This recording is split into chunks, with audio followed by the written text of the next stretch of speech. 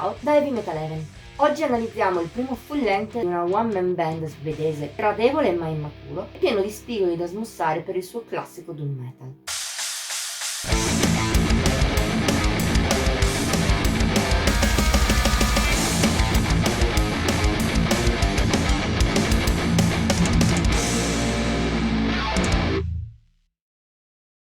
La Svezia, come risaputo, è una nazione a cui il metal deve molto.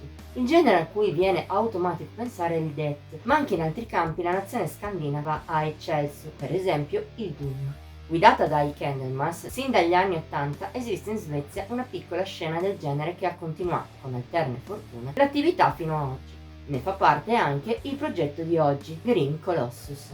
One Man Band gestita da Magnus Berglind è attiva da qualche anno, ma solo lo scorso 21 giugno è arrivata al full length con Descent into Madness. Uscito autoprodotto, contiene al suo interno un genere che si rifà tantissimo soprattutto ai già citato Candlemass dei tempi d'oro.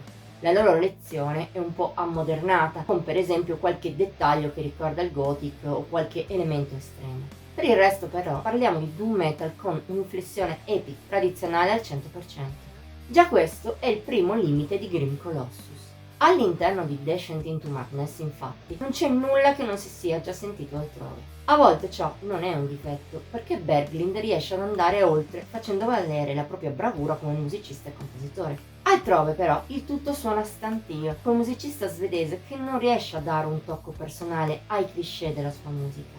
Ne consegue tra l'altro una scaletta ondivaga tra pezzi che sanno colpire a dovere ma altri che invece suonano piacevoli ma banali.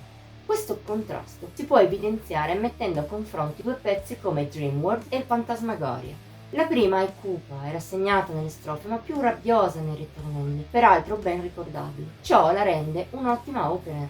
La seconda invece ha anche un riff di base carino, cupo. Per il resto però è doom da manuale, prevedibile, senza nessun guizzo e anzi piuttosto moscio a tratti.